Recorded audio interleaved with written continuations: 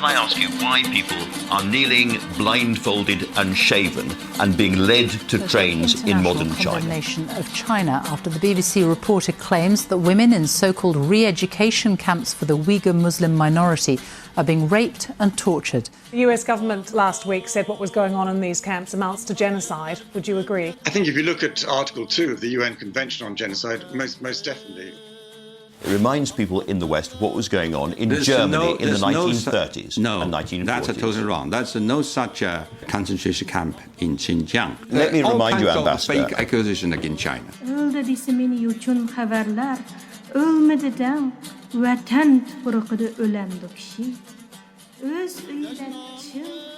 Poetry is a kind of tool for freedom fighters. I use that weapon not only to tell the world what kind of people Uyghur people are, but also let the oppressors know they can't erase us. For Heart and Soul from the BBC World Service, this is Uyghurs' resistance through poetry. I am going to read a poem dedicated to one of my friend. Her pen name is Chimankush. It means a flower bird. She's a well-known Uyghur female poet. She was taken away to the Chinese concentration camps in July 2018. Here's her shortest poem written for her son before her arrest. My dear son, please don't cry. The whole world will cry for you. So, Chimankush, here's my poem, A Flower Bird. Chimankush, a flower bird of Kashgar. The moment before the smell of hot summer went away, you were happy singing in the village. Your footprints were still fresh in the dust. So I said, I can't believe you have become a wilted flower. I can't believe you have become a caged bird. I want to break the lock of that cage. I want to curse all the locks in our world. I want to burn away all evil with my rage. She's a writer and she created so many beautiful song lyrics. Hundreds of other poets and writers disappeared or they are suffering right at the moment inside the camp, like Abdulkadir Jalaldin, Farhad Tursun, Yalkun Rozi. The world must know they are poets, they are writers, they are intellectual people creating the culture. They must be free, they must not be suffered inside the camp. I'm Josh Freeman, a postdoctoral fellow at the Princeton Society of Fellows, and I began translating dozens of different Uyghur poets' work when I was living in the Uyghur region. I think a lot of what first drew me in to Uyghur poetry was the incredible vitality of the genre and the fact that poetry for Uyghurs is not just a specialized field. Instead, it's actually part of everyday life. From folk poetry all the way to very abstract modernist poetry. A remarkably large number of Uyghurs who are not professional writers and not professional poets write poetry. And poetry has been, really for centuries, a way that many Uyghurs share their feelings about life. And that includes the kind of repression Uyghurs are currently experiencing. It is and has long been this very powerful means of dealing with a political situation which really is intolerable. Farhad Tursun is a very good friend of mine. He has spent several years now in an internment camp. This poem was never formally published due to censorship, but I continue to see Uyghurs in the diaspora posting this poem online. Tarim Daryasi, Tarim River. Like the waters of the Tarim, we began in this place, and we will finish here. We came from nowhere else, and we will not leave for anywhere. If God made humanity, God made us for this place. If man evolved from apes, we evolved from the apes of this place.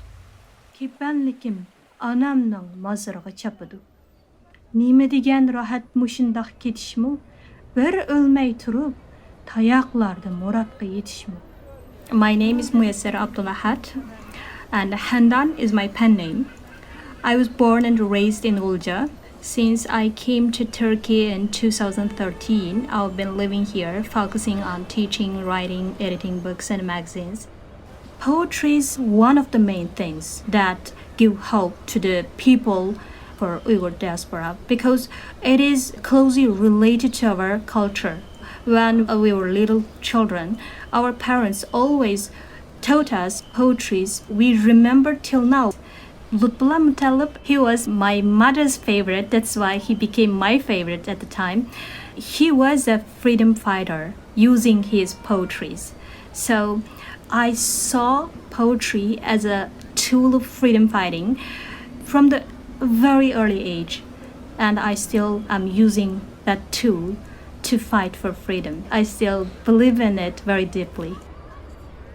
I can't serve to my people in East Turkestan because they can't read my poem. We can't have any kind of contact. So I just want to give some hope to the people outside so they can be alive as a human till the day we can see the freedom. After reading one of my poetries, some people sometimes say to me that you're just writing something inside me. And at that time, I feel like all of us are thinking the same thing. All of us are suffering from same thing because it's very hard to live outside East Turkestan and feel that our relatives inside are suffering from unknown problems. So when something common to us came to their eyes, they would be inspired, they would be somehow hopeful. At least I think like that. My name is Isa Elkün. Since 2001, I've been living in exile. Uyghur poetry is such a powerful representation of Uyghur culture. So I never stopped writing a poem because even I am living in London, my soul, my memory, my language is left at home. My father, he died in 2017 and I was not able to attend his funeral. Before that, I lost total communication with my mother as well. All communication cut off by the regime. And I was very sad. And one day, I was strong enough to search from the Google Earth. So I identified all the locations. My father's tomb was destroyed. I could not imagine by a regime such a level of degraded the humanity. After I revealed my father's tomb, the graveyard was demolished and I gave interview to the CNN. TV fly from Beijing almost 4,000 kilometers. They staged the interview. Of course, all was scripted and pressurized. And yes, my mother was forced to denounce me on the interview because I spoken about the destruction of my father's tomb. And they are not pleased about that. This is about destruction of Uyghurs' cultural heritage, the Islamic architecture, thousands of graves. More than 70% of Uyghur mosque and graveyard demolished. They showed their true face against humanity, attacking every aspect of Uyghurs' existence, including writing poem in Uyghur language. So we try to keep writing what we used to write before the Uyghur genocide started since 2017. This directly aimed to destroy the Uyghur culture, Uyghur language.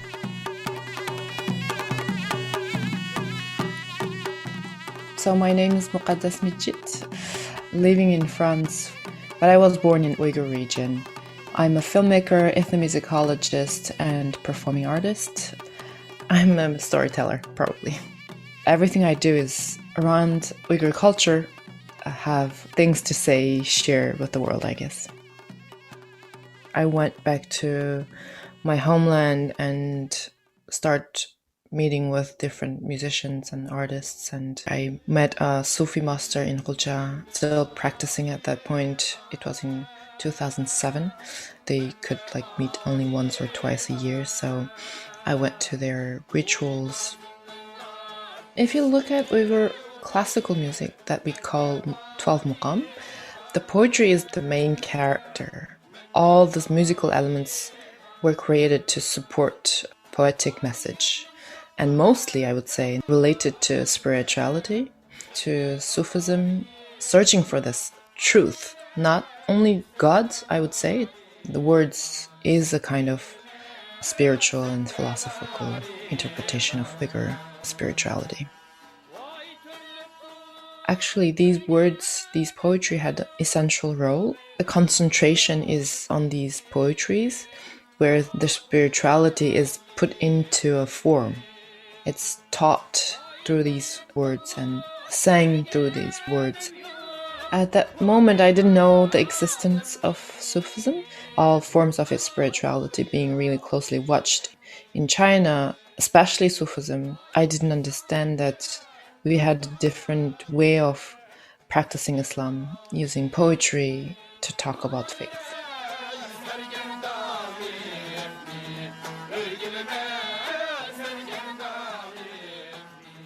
The next to me, Qelib from Urumqi, from the Uyghur Autonomous Region. Qelib, she was a teacher at the concentration camp in Urumqi, many camps. And while we are here today, the independent Uyghur tribunal established by prominent lawyers, Qelib giving the witness statement. Assalamu alaikum. Ben 2017 yılı 3. aydan başlayıp 11. aya kadar I was sent from March 2017 until November 2017 to teach a Mandarin to the detainees inside the camp. I was sent as a teacher.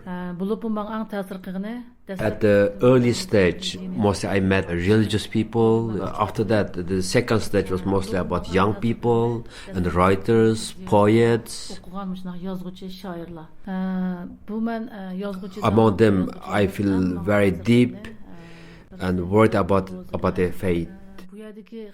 The camp guard or police, they never regard detainees as a human being. Being detained inside the camp, every day they are same as living in the hell. The police, they wish them to die early. Around 40-50 people sleeps inside one cell, no furniture, no bed. Many occasions, the detainees, all they have kind of a jacket, the camp uniform, and on their back they printed their number. While I was teaching, many times they just called the number and took a few of them away. And the basement of the classroom where they torture them, we can hear that they are screaming. We can hear the noise from the basement. They used electric torch for the man's sensitive area on their back and let them scream or show their pain. I was not experienced that kind of direct torture or anything, but like hundreds, probably millions of women, I was forced to have a sterilization process. I was forced to sterilize, and that was I permanently suffered for the treatment. Poem, yeah, I do believe it plays a very positive role for a person who's suffering inside the camp. They have no other choice in their life and they almost giving up their hope. They have no any kind of spiritual or mental support, so they memorize poems. Poems inspires you for tomorrow, for your future. Even they could not make the sound, they will still read in their mind. This helps. Who are they? China has denied the allegations and accused the BBC of making a false report. Western intelligence keeping up make this a false accusation against China. They say 1 million Uyghur has been persecuted. You know how many population Xinjiang has? People say we have ethnic cleansing, but the population has doubled in 40 years. I'm so sorry to interrupt, but according to your own local government statistics, the population growth in Uyghur jurisdictions in that area has fallen by 84% between 2015 and 2018. 84%. That's not right. I give you this figure as a Chinese ambassador. My footfalls beat out a fierce declaration. This was the final declaration. I had only to raise my head, and all tyranny would crumble. I had only to puff out my chest, and that beautiful world would be built. And just like that, with my head hung low, my body bowed, I took one more lonely walk through the city. My name is Tahir Hamud Izgil. I am a Uyghur poet and a film director living in Northern Virginia now with my family.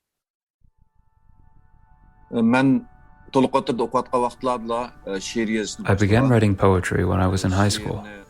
In 1996, I wanted to go study abroad, but I was arrested while attempting to cross the border on suspicion of attempting to bring sensitive materials abroad. I was sentenced to 3 years of reform through labor, and I spent those 3 years in confinement and performing hard labor.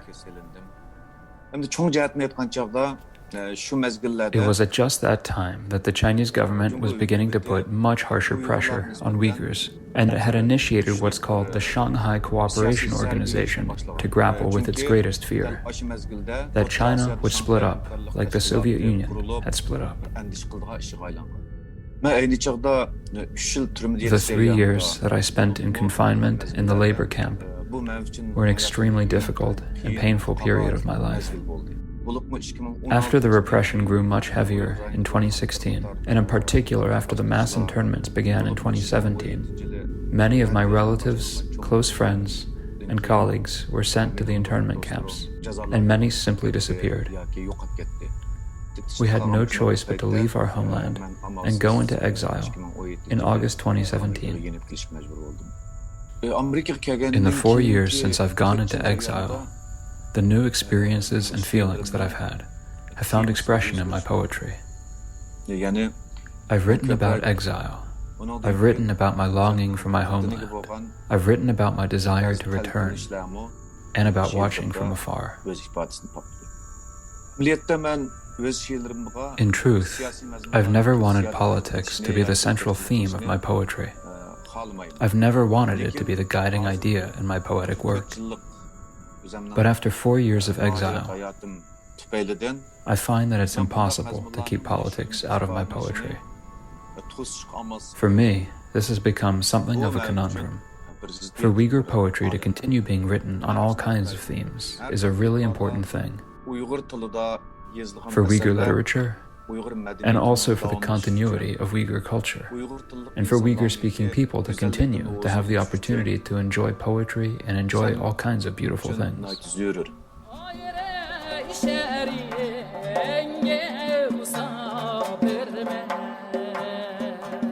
Something that motivates me every day.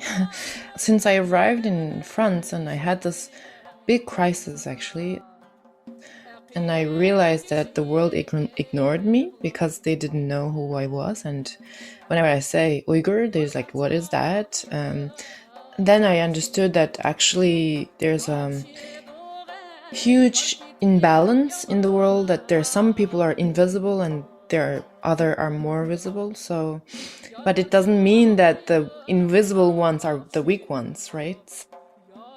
We also have things to offer to the world, to the humanity. So it's not that we're the victims and we need to be saved, but maybe we have also solutions to some of the human problems. And by bringing poetry on the table, probably it's something that humanity can learn from Uyghurs to deal with different issues.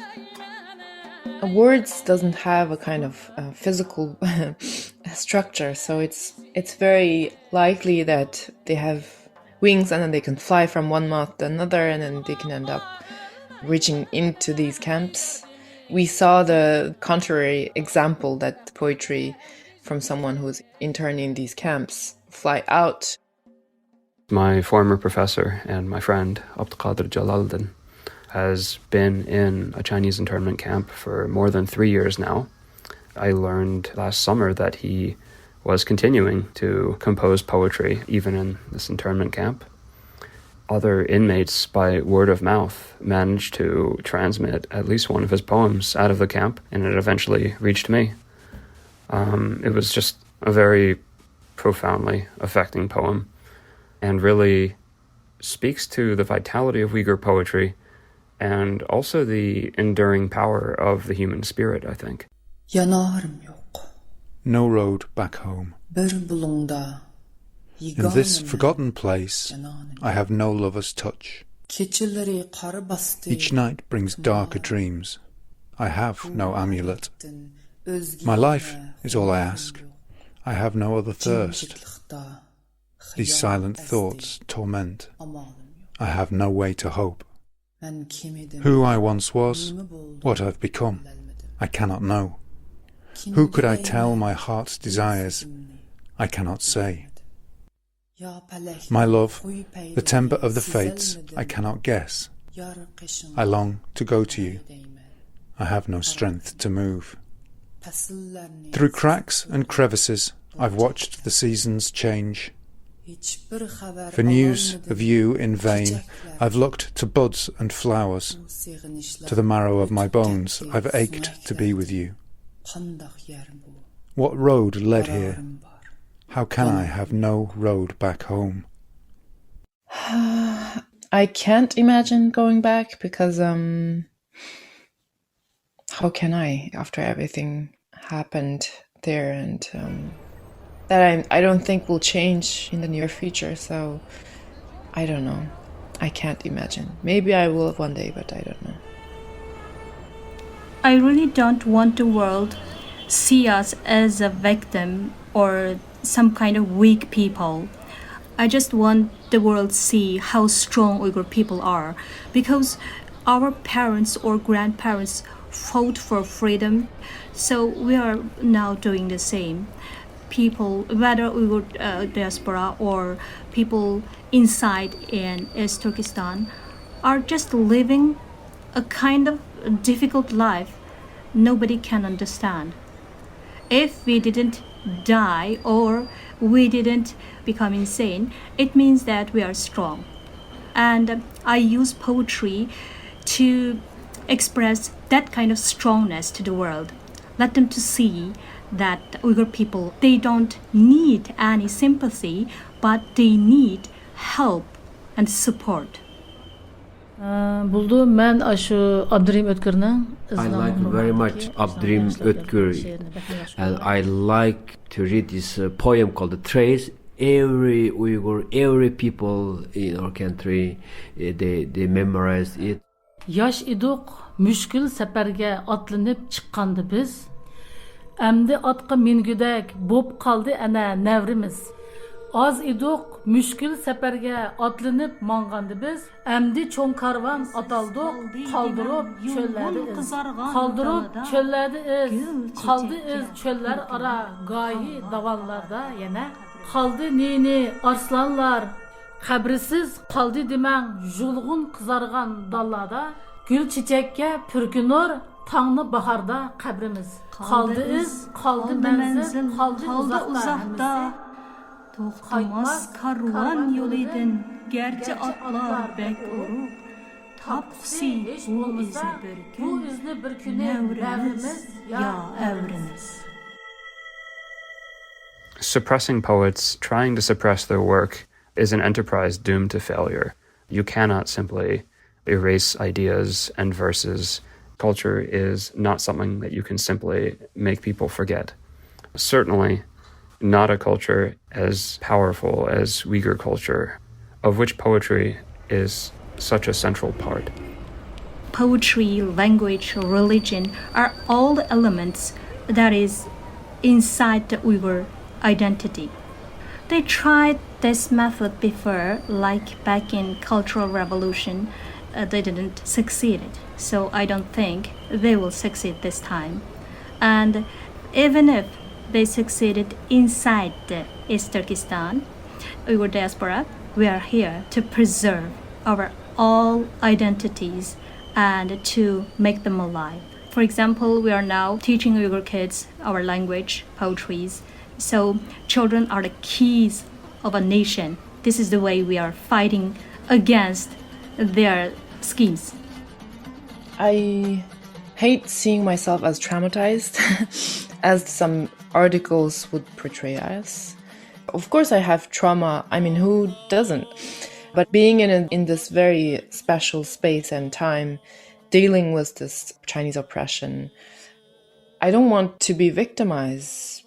The Chinese government is trying to portray us as weak, backwarded, and I don't want to have this weak posture.